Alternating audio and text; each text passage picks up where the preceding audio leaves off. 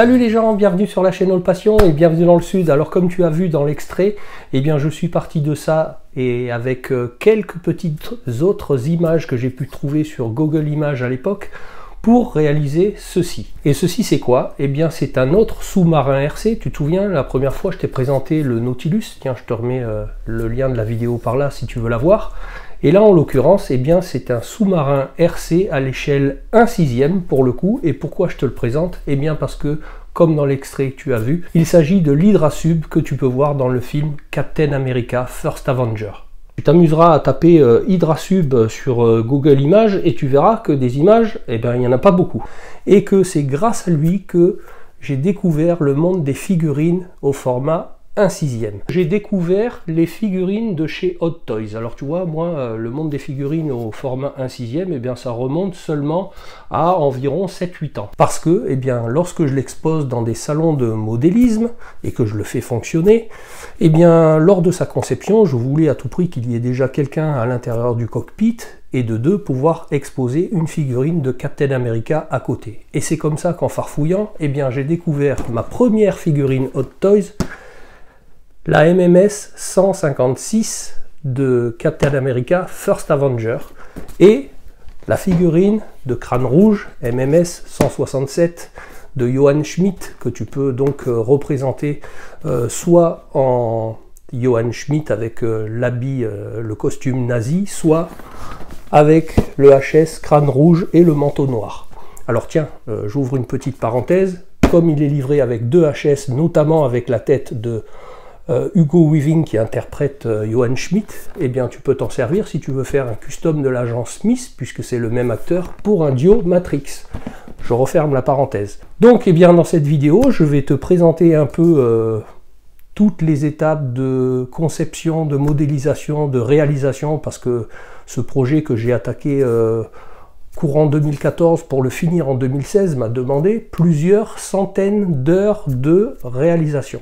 Alors la première étape, eh bien, comme dans tous les projets de reproduction de quelque chose que tu comptes exposer dans un endroit public, il faut d'abord s'assurer, et en tout cas au moins essayer de demander l'autorisation à l'auteur. Et l'auteur, c'est ni plus ni moins que Daniel Simon. Alors qui est Daniel Simon?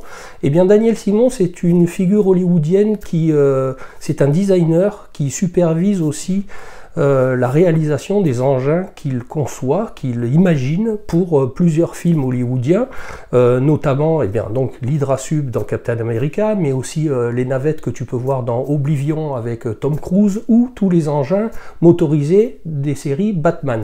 Tout ce genre d'engins motorisés, eh bien, il y en a quand même beaucoup qui sont imaginés par ce créateur Daniel Simon. Tu pourras trouver d'ailleurs sur Google la page de Daniel Simon et tu verras un peu tout ce qu'il a conçu. Donc ma première étape, ça a été au moins d'essayer de demander son autorisation pour une reproduction. Alors j'ai envoyé un mail tout simplement à l'adresse que tu pourras trouver, et contre toute attente, eh bien, il m'a répondu et m'a souhaité une bonne chance à l'époque pour mon projet. Alors est-ce que c'est lui, est-ce que c'est son agent, est-ce que c'est quelqu'un qui travaille avec lui qui m'a répondu? En tout cas, j'ai eu une réponse favorable qui m'encourageait et qui m'autorisait donc à pouvoir entreprendre ce projet. Ça, c'est quand même quelque chose qu'il faut que tu saches, c'est que quand tu reproduis, tu essayes de reproduire quelque chose, de demander quand même l'autorisation à l'auteur. Moi, j'ai un collègue, tu verras peut-être dans mes vidéos où je te le présenterai lors d'une prochaine manifestation de modélisme, qui a créé le sous-marin de Tintin, et puis celui des Schtroumpfs, et à chaque fois, il a demandé eh bien, à la fois l'autorisation à la famille Hergé et à la fois l'autorisation à Peyo pour... ou à son entourage en tout cas, pour avoir les autorisations de reproduction et surtout d'exposition dans un lieu public. Hein. Voilà, ça c'est la petite parenthèse de conformité, on va dire. Eh bien, je vais te présenter ce projet dans toutes les étapes qu'il m'a fallu suivre pour le concevoir, à savoir que, tu vois, les images sont pas très nombreuses, donc il m'a fallu déjà extrapoler tout ce qui était dimensionnel. J'avais prévu au départ de le réaliser en résine, et puis au final, l'idée a germé de le réaliser tout en zinc. Alors je suis parti d'une feuille de zinc achetée en GSB, d'une dimension de 1 mètre par 2 mètres, Et puis j'ai été aidé à l'époque par un bon ami qui était ferronnier d'art, qui m'a appris à travailler le zinc et puis surtout à le former, à le souder, à le polir et puis à travailler tout ça en tout cas. Et puis bon, je me suis après débrouillé un peu tout seul. Je tenais à te le présenter parce que c'est un objet unique, en tout cas tu vas voir, que je trouve moi superbe. Alors tu te doutes bien que c'est lourd, parce que là tu le vois posé sur ses pieds. Je te le mets un peu en l'air comme ça, je te le présente un peu comme ça, on tournera tout autour avec la caméra tout à l'heure. Mais voilà ses pieds, pourquoi? Eh bien parce que ce sous-marin est basé sur pas mal d'éléments d'avion, et donc moi le socle, tiens, j'avais trouvé original de le poser sur ces trains d'atterrissage, comme un avion. Eh bien je vais te montrer un peu tout ça en image, puis on tournera autour et je te montrerai l'intérieur du cockpit. Parce que tu te doutes bien que Heinz Krüger, l'assassin engagé qui travaille pour Crâne Rouge, la figurine, un 6e, tu ne pouvais pas la trouver. Donc en clin d'œil au film Captain America, moi j'ai dupliqué le HS de Johann Schmidt. J'ai trouvé un vieux G.I. Joe de mon fils quand il était minot. J'ai tout moulé, on va dire, et puis reproduit en résine et peint avec le costume à l'identique du costume nazi qui est fourni dans la boîte de ce MMS 167. Et pour donner l'illusion que c'est Johann Schmidt qui pilote le sous-marin et pas Heinz Krüger. Bon, ça fait le job. C'est déjà pas si mal. Et puis je te montrerai l'intérieur du sous-marin avec tout son appareillage qui lui permet de naviguer. Et puis enfin, quelques images en vidéo du sous-marin en action en pleine eau. Allez, c'est parti. Alors dans un premier temps, je te fais faire un peu le tour du sous-marin pour que tu te rendes compte de ses dimensions dans son ensemble. Alors en mesure, il mesure 1,50 m. Pour le poids, je te l'ai indiqué, il fait environ 16 kg. Pour ceux qui se demandent comment on garde du zinc poli et brillant, simplement parce que tu as remarqué que les chenaux par exemple, tu sais, les descentes d'eau pluviale des toits, tu en as peut-être déjà vu en zinc, le zinc a la particularité de se ternir même si tu le polis, au bout de quelques temps il se reternit.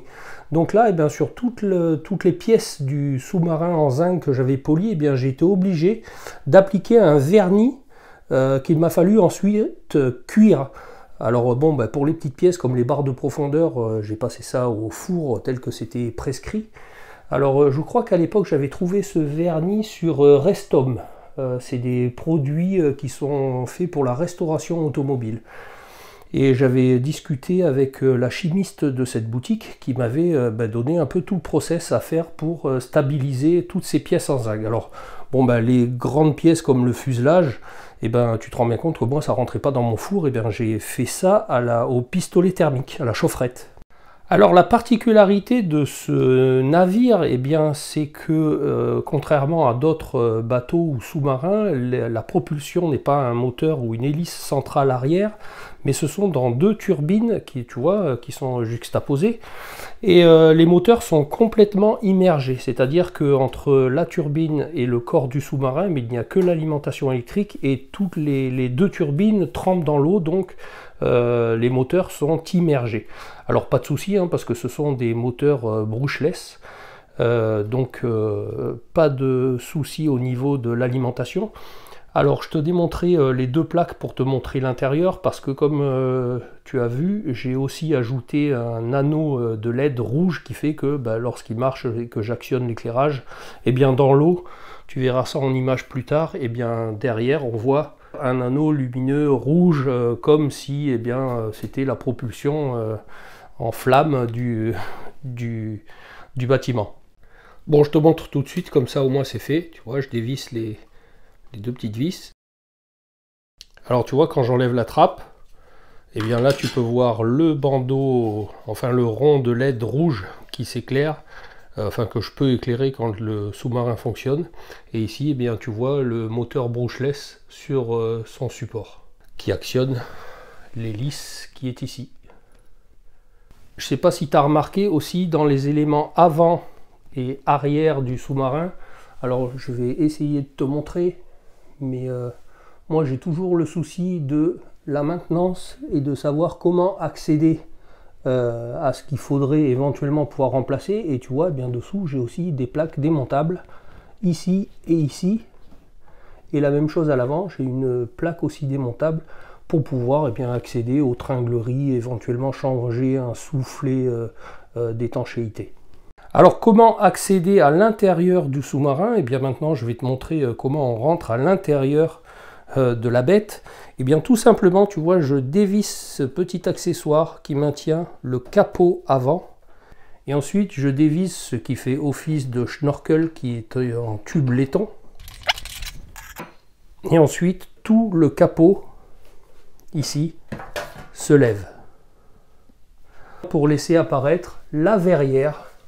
Alors je te montre d'un peu plus près Johann Schmidt, hein, comme je te disais, tu vois, j'ai moulé et peint le HS de Johann Schmidt qui a été livré dans la boîte, et puis l'habit dont je te parlais, que j'ai sacrifié pour faire un moule de costume en silicone et puis pouvoir le reproduire en résine, parce que tout ça c'est en résine.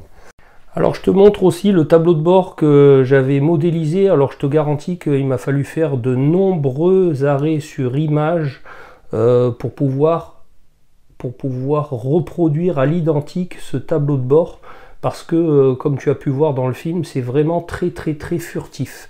Alors tu peux voir aussi que j'ai mis de l'éclairage qui fait parfaitement l'illusion quand le sous-marin fonctionne sous l'eau. Et bien ça rend le cockpit un peu illuminé avec une LED clignotante, comme si le cockpit était éclairé. C'est la raison pour laquelle j'ai une nappe plate, hein, c'était pour tenir le moins de place possible, qui va de ce cockpit qui est complètement indépendant par rapport au sous-marin jusqu'à l'intérieur par une traversée étanche. Alors je te montre pourquoi c'est complètement indépendant, tu vois. C'est un bloc complètement étanche que je pose sur le compartiment étanche du sous-marin.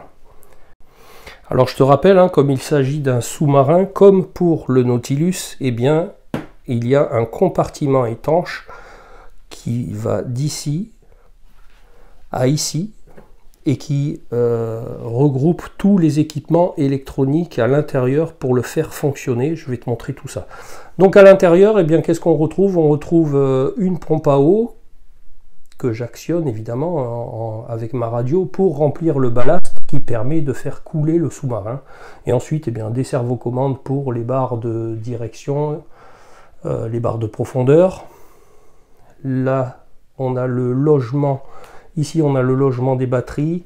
Ici, on a les deux contrôleurs des deux moteurs, un de chaque côté.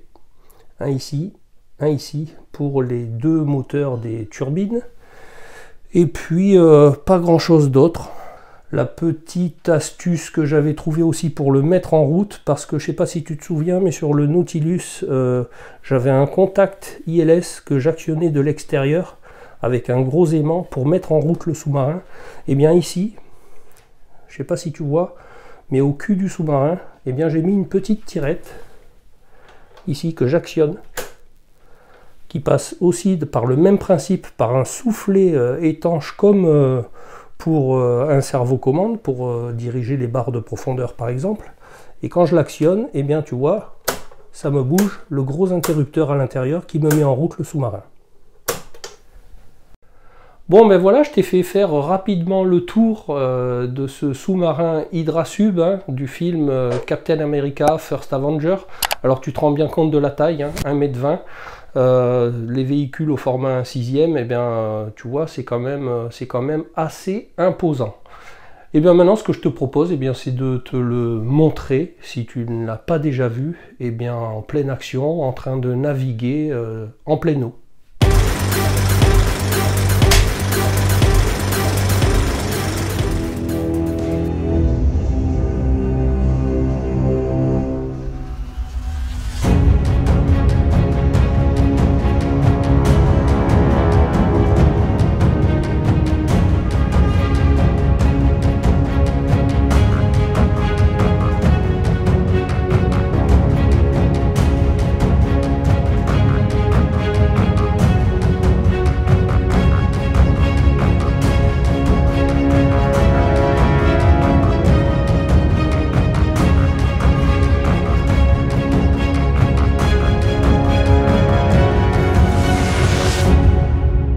Et ben voilà les gens, et bien j'espère qu'une nouvelle fois tu auras apprécié le contenu de cette vidéo. Alors pour information, j'ai un collègue en ce moment qui est en train de préparer en collaboration avec les Monuments de France une manifestation de modélisme essentiellement axée sur le modélisme naval, mais dans un lieu très inhabituel mais qui va être superbe parce que ça s'est jamais fait jusqu'à maintenant. Ça va se dérouler le 4 et 5 juin prochain dans la forteresse de Sals qui se situe près de Perpignan, plus précisément à côté de Rivesaltes. Et là, eh bien, tu pourras, si tu viens me voir avec le sous-marin l'Hydrasub, avec le sous-marin le Nautilus, et puis tu pourras y découvrir les sous-marins dont je t'ai parlé dans cette vidéo, comme le sous-marin de Tintin, celui des Schtroumpfs, et encore bien d'autres modèles, et puis plein d'autres spectacles avec des galions qui vont se tirer au canon l'un sur l'autre, bref, tout un tas de petits spectacles culturels enrichissants qui pourront te faire passer de très bons moments. Bon, et bien comme d'habitude, si tu as apprécié cette vidéo, je compte sur toi pour me le témoigner avec un petit pouce, à me dire dans les commentaires ce que tu en as pensé, comment tu trouves ce modèle à l'échelle 1/6 qui va quand même bien avec nos figurines. Tu peux me retrouver sur Instagram où je te publie d'autres contenus. Si tu n'es encore pas abonné à la chaîne, je t'invite quand même à le faire. Et puis surtout d'activer la cloche avec toutes les notifs si tu veux pas manquer la sortie de mes prochaines vidéos. Tu peux toujours aussi aller checker mes anciennes vidéos. Tu pourras trouver ça utile, enrichissant, divertissant. Et puis moi je te dis à bientôt pour une prochaine vidéo. Salut les gens!